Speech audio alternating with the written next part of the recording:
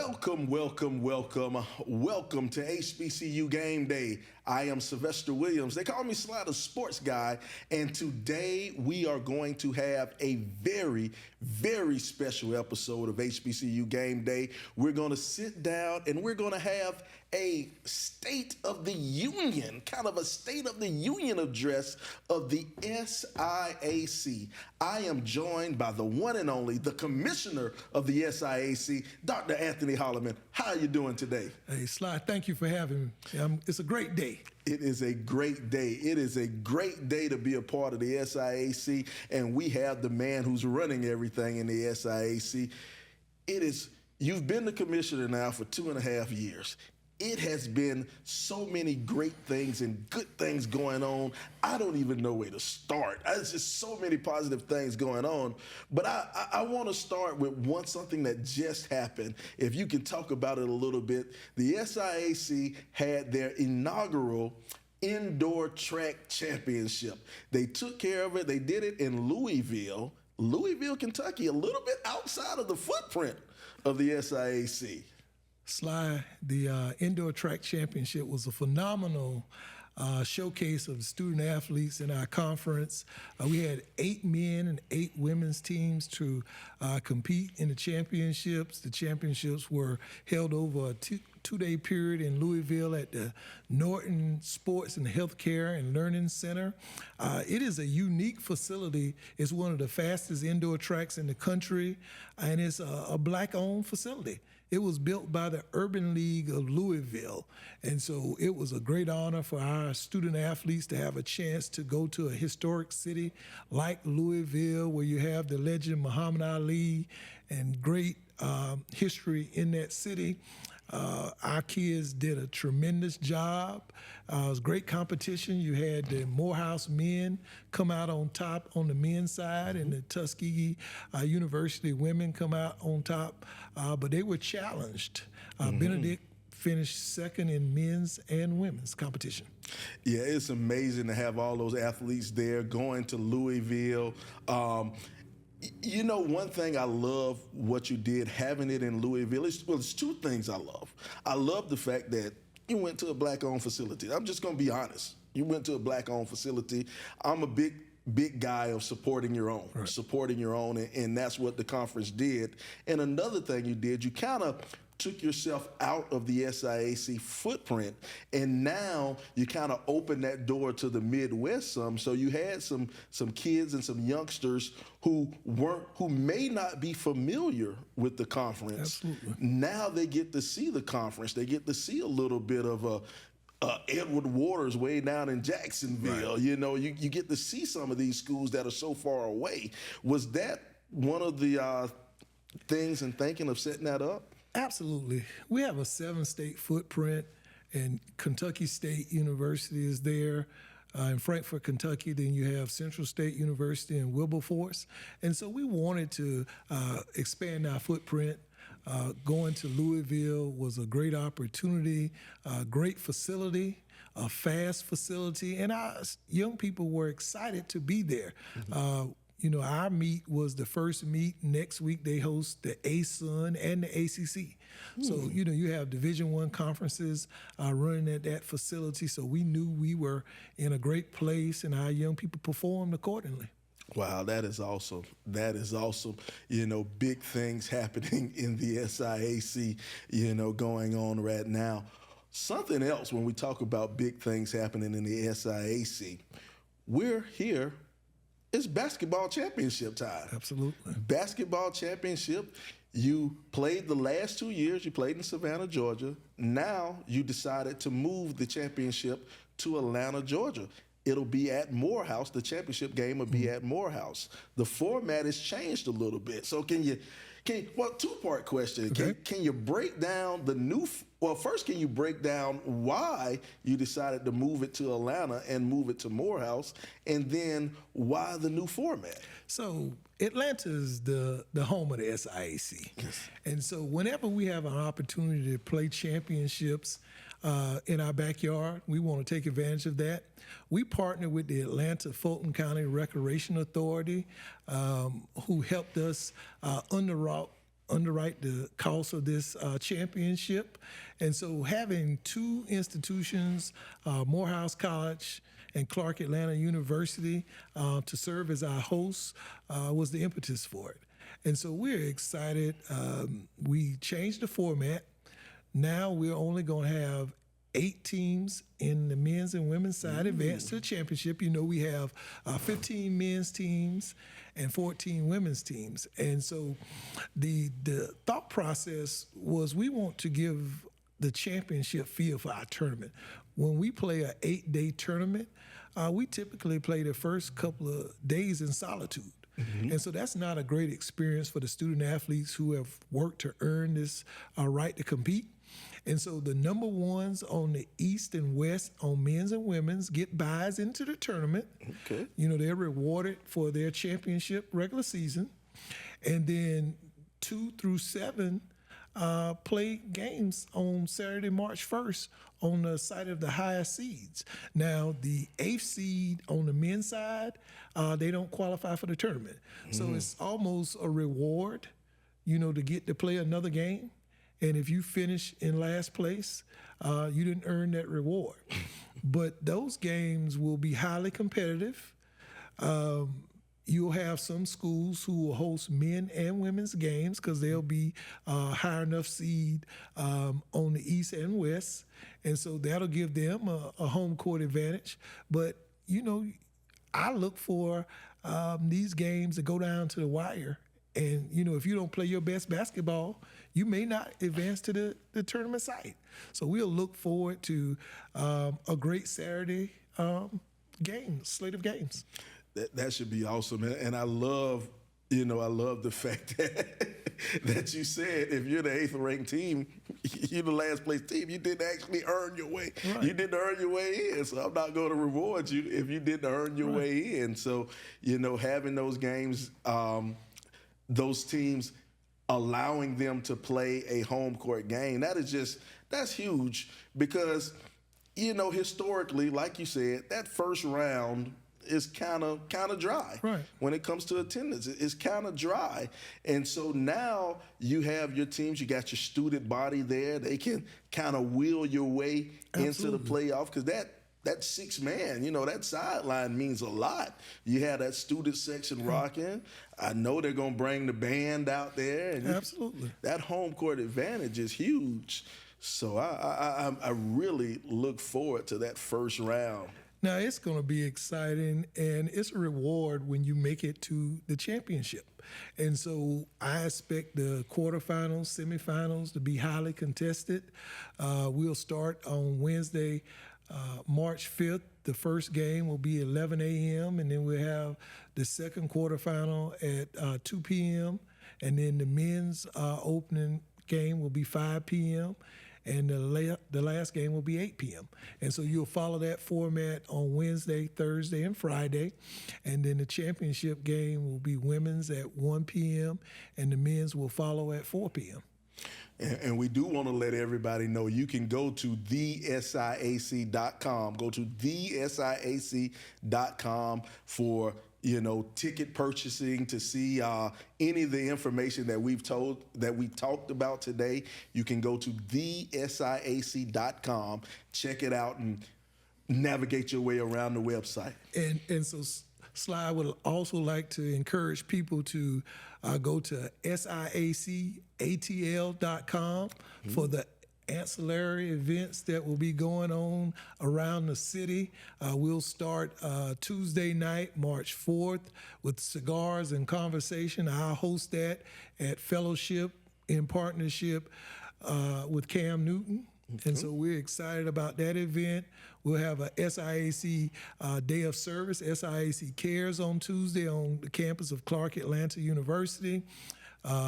Friday and Saturday, we'll have Fan Fest. That'll be on Clark Atlanta's campus. So that should be exciting. We'll have lots of activations and entertainment for those that can make it out. Friday morning, we have a Game Changers brunch where we'll honor women's leaders in the community and the SIAC. And we'll culminate with a party gras at the end of the championship game in Forbes Arena. Hey, ain't nothing wrong with a good party girl. Ain't nothing wrong with that. But I do love how, it's not just a tournament. It's not just a basketball tournament. You guys are making it just a whole event. You're making, a big thing to show up. The cigar. I smoke a stogie every now and then. Sit down with Cam Newton. Just see if I can pull his hat off. But yeah, man, this is huge. The way you're getting Atlanta involved in everything, being out there. Now, what was the thought process behind we're going to make this an event instead of just a tournament? So the SIAC has 15 member institutions. We have great alums in this Atlanta area, and we want to engage people at the level they are. We want to engage our alums. We want to engage potential students for our institutions, potential student athletes. And so you have to make it inviting environment, inviting event. The games are going to be great, but we are about the collective. And so we think these activities will provide enthusiasm for everybody. Now, we talked about the cigar event, but you also said you're having a women's brunch a little bit later on. Can you go into a little bit of detail about that?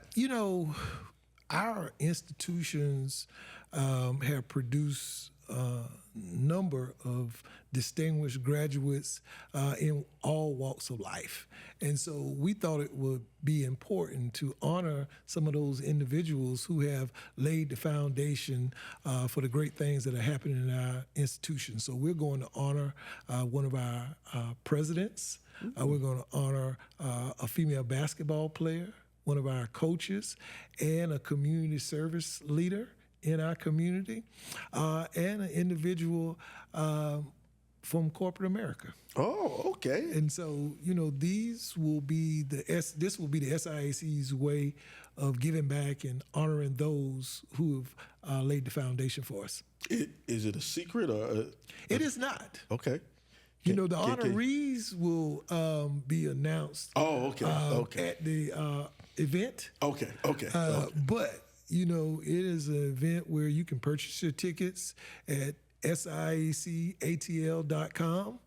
And we look forward to a great crowd. It will be in the Thomas Cole Ballroom on the Clark Atlanta campus, 9:30 to 11:30 on Friday. Okay. It's good to know.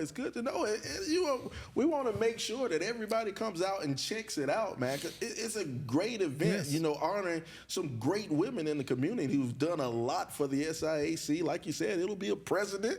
I have my own personal favorite presidents, Absolutely. from the SIAC. So I'm keeping my fingers crossed. It might be her.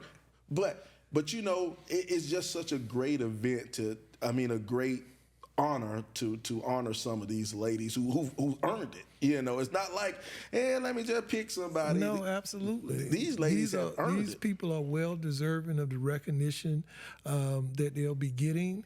But, it's really our way of saying thank you. Gotcha. Now, one thing you kind of talked about, you said you have 15 member institutions. Now, 15 is an odd number. One thing I'm wondering about the SIAC, has it been any little talks about expanding the SIAC to get that even number out there? So, we have always remained open to expansion. I think we want to be smart. We want to look at institutions that have the same value proposition and mission that our institutions have. We are looking at our footprint. We are in 7 states. And so if it makes sense, I'm sure that the President's Council will evaluate each, inquiry with diligence. And so it's my responsibility to sell the value proposition of the SIAC and to bring things that make sense to the Council of Presidents. That makes so much sense, though, just having that extra one. And I'm pretty sure, one thing, if you look at the track record, the last two schools that you brought in, they're doing great things in the conference. That's Allen and Edward Waters, the steps that they've made to make themselves, and we speak athletics here on HBCU Game Day. They were already great academic institutions, but what they're doing on the athletic side to make themselves very valuable to the conference. They're competing. Allen, actually, their women's basketball team has a chance to actually win this whole tournament, So it's amazing some of the steps that you're taking, especially with that expansion. And we'll see on the horizon, absolutely. Somebody. And, for us to have great leadership like Dr. Ernest McNeely, president of Allen University, and President A. Zachary Faison at Edward Waters University, they've made a commitment to enhancing the facilities, giving their student athletes a chance to be competitive in all sports. And so it's exciting. It's exciting to be in the SIAC, and I'm fortunate to serve as commissioner of this great conference. It's amazing you talk about the facilities. What Allen has done over there. They have that new scoreboard desk, the new scores table down there. They're revamping the stands. I'm not sure the word is, but it's re-something. Right. Re-something the stands. The improvements that Allen's made, they brought the property to build a new stadium. So Allen will be breaking ground and building a new football stadium at Allen. And then you look at Dr. Faison down there at Edward Waters. Hey, shout out to Dr. Faison. I was on a show. I'm going to tell you that. I was on a show speaking. It was a preview show about football, and I was saying that Edward Waters was one of my surprise teams to watch out. I got hit in my inbox probably the next hour. Dr. Faison, he said, hey, what's your address? I'm going to send you some Edward Waters swag to put it up in the studio. So he sent me a hat, a banner, a schedule. He sent me a little bit of everything. So I'm going to challenge now all you other presidents out there. I'm going to challenge you guys. Hey, I need some stuff. You can mail it to me now. I'll take it. But all the good things they're doing at Edward Waters, the basketball court that looks like a jungle or something down there, and the stadium the upgrades they've done to the stadium. Hey, you brought some winners in. They brought some winners in. No, absolutely, and they're raising the bar. Mm-hmm. So that is huge. And you speak of raising the bar, stepping up, going into new territory. I think one thing that has been soft launched, that has just started recently, that is totally raising the bar for the SIAC is the SIAC Network. The SIAC Network is going to be a game changer, I believe, for this conference. Now, you're giving a location for all of the schools to stream all of their sports, so you get to see all of SIAC action in one place. Now, what was kind of the thinking? Matter of fact, what was the purpose and the goal of the SIAC Network for you to put it out there? For us, we wanted to be able to tell our stories. Mm-hmm. We play 15 different sports in the SIAC, and we were only showing a couple of football games on streaming platforms in the basketball tournament. Well, the reality of it, our young people in all of our sports deserve to be seen. Mm-hmm. And so the SIAC Network gives us that platform that we control. Mm-hmm. So each of my member institutions has their own, portal. And then we have the host portal in the SIAC. And so we just broadcast the indoor track meet from Louisville on the SIAC Network. But what you see now, Sly, is all of our member institutions starting to get their platforms up. Mm-hmm. And we are at different degrees. because this is the infancy of it. But the reality of it, we expect by the fall that we will have everyone producing a quality broadcast. So you will see our football games that are not on ESPN or HBCU Go. You'll be finding our women's volleyball and all the other sports that we compete in. And so this is an exciting time to control the narrative. It also gives us the opportunity to produce cheer competitions, band competitions, any kind of thing that our institutions are doing. We have our own platform. So we control the narrative. We're telling our stories. We have the opportunity to monetize these platforms. And so I'm excited that we are in uncharted territory for the SIAC, but we understand that everything is a value proposition. And so we have the opportunity to distribute our content. We have opportunity to monetize our content, and we tell our stories. And so for me, that was the most important thing, to strengthen the brand of the SIAC while strengthening the brand of our member institutions under the collective. And see, that's so interesting. You used the word a lot in your answer. You use content. One question is also, what other type of content will you have on the SIAC network? You spoke about, possible cheer competitions. Will you have any other type of competitions that may not be the direct game, but any other type of content that you will have? I think it will be diverse, menu of things, because you have institutions that are doing different things. We have some institutions who are having academic competitions that they will be able to put on that platform. We have opportunities to have debate competitions. So it'll be a plethora of things, because all of our athletes are students first. Yes. And so, we're going to capture the best of the students of the SIAC. That is awesome. That is awesome. And I'm glad you mentioned students. Because I'm also wondering what type of student involvement will be involved in the SIAC network. How will the students contribute? So, for most of our institutions, this will be a laboratory of sorts. Okay. Our students will be working in front of the camera, behind the camera. They'll be producing segments. So they'll get real life experiences that will prepare them for the work world. And so you have, I won't say free labor, but you will have students who have work study. You'll have students who will get credit for internships, and you'll have students who are just passionate about sports and want to write, they want to produce, they want to interview.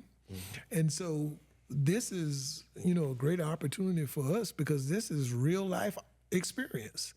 And so, I've had young people from other institutions call me about getting involved and volunteering, and you let them know that we're excited, that you're excited about what we're doing, but we're going to give our students first opportunity and priority to fill some of these roles that need to be filled.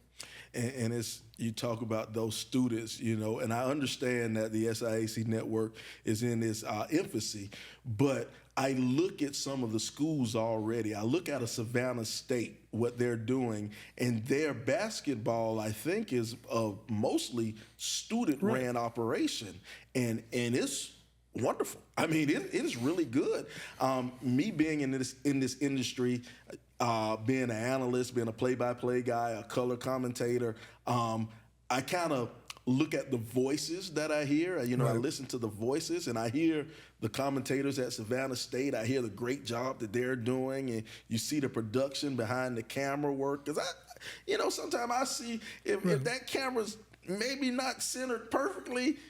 I've been doing this 20 years. I go and see it. But when I see some of the student work that they're doing down there at Savannah State, it's like, okay, this is where we want to go with that. This is a great learning tool. No, it gives me hope.